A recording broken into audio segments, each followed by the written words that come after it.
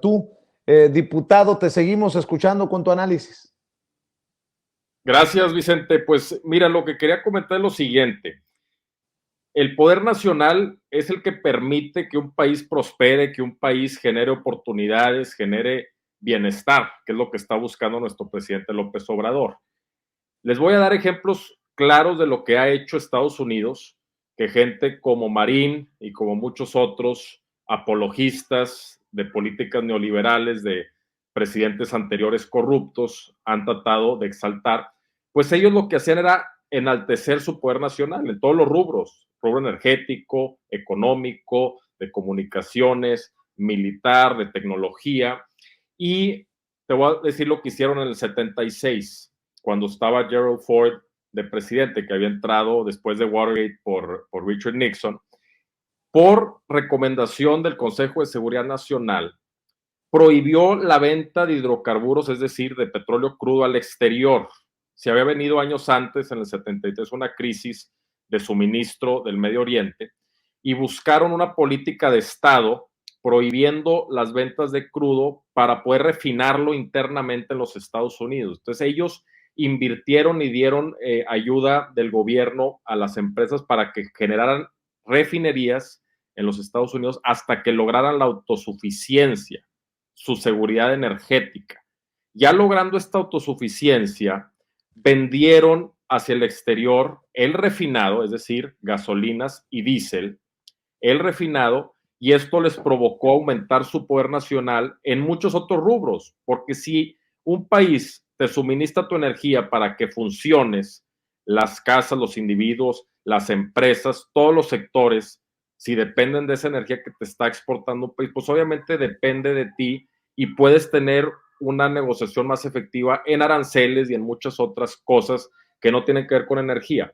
Entonces, cuando López Obrador, de una manera muy acertada desde su campaña, hablaba de lograr nuestra seguridad energética y en otros rubros también, como la alimentaria, lo criticaban y decían que estaba anacrónico por querer, por un lado, las 6 refinerías que tenemos, cambiar el equipo, donde ya declaró dentro de las 10 acciones que acaba de declarar, está el revitalizar esas 6 refinerías para que puedan llegar a su capacidad instalada y para que contaminen menos. Y por otro lado, la de Deer Park, que nos va a dar también muchos miles de barriles de refinados, de gasolinas y diésel, y también la que se va a inaugurar en Dos Bocas, en Tabasco. Entonces, esta es una óptica de seguridad nacional, Vicente, que estos pseudoanalistas neoliberales nunca hicieron. Ellos nada más estaban viendo la óptica económica y justificaban de una manera impresionante que cada vez dependamos más de las compras en el exterior, diciendo que estaba barata la gasolina, importándola. Y luego mentían diciendo que teníamos un superávit comercial en el tema de hidrocarburos porque exportábamos mayor cantidad de barriles. Sí, pero esos barriles eran de crudo. En cuanto a lo monetario, estábamos pagando más que lo que recibíamos, porque recibíamos menor cantidad de barriles, pero esos barriles eran más caros porque eran gasolinas ya refinadas, con un valor agregado.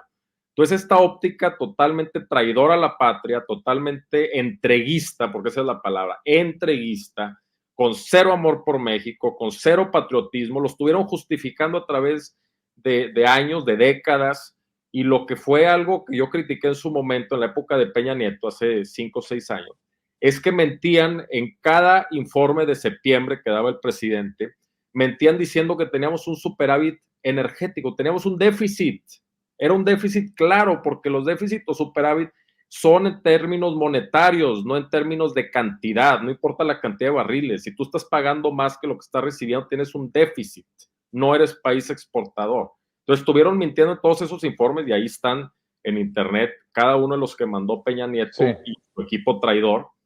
Y pues obviamente tenemos que seguir este camino que está marcando el presidente de la República. Y les doy otro dato, porque otra cosa que ha dicho, nada más para cerrar, nuestro presidente es la seguridad alimentaria, que tiene que ver con la seguridad nacional.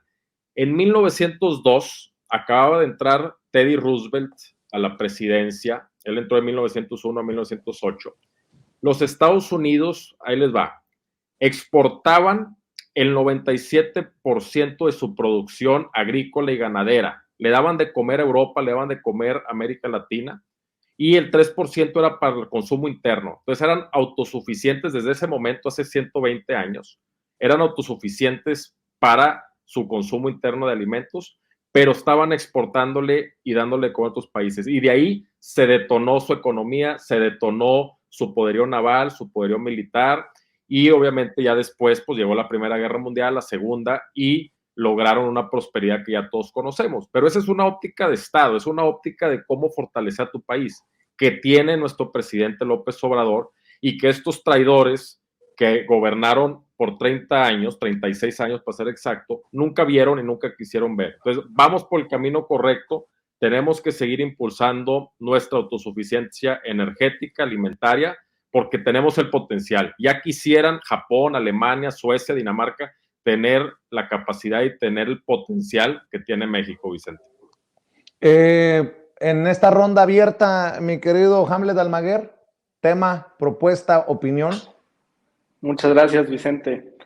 Pues muy valiosas las opiniones de mis compañeros y aquí creo que es importante retomar el aspecto económico. Estaba analizando una tabla hace un par de horas que se publicó ahí en Twitter sobre la inflación en los distintos países. Y los países más exitosos en este momento son los que han fortalecido precisamente su soberanía alimentaria y energética. Y está el caso de Bolivia, que tiene una inflación menor al 2%, y China, que tiene 2.5%. Por el contrario, quienes dependen mucho del exterior están enfrentando pues una tormenta terrible, como el caso de Turquía.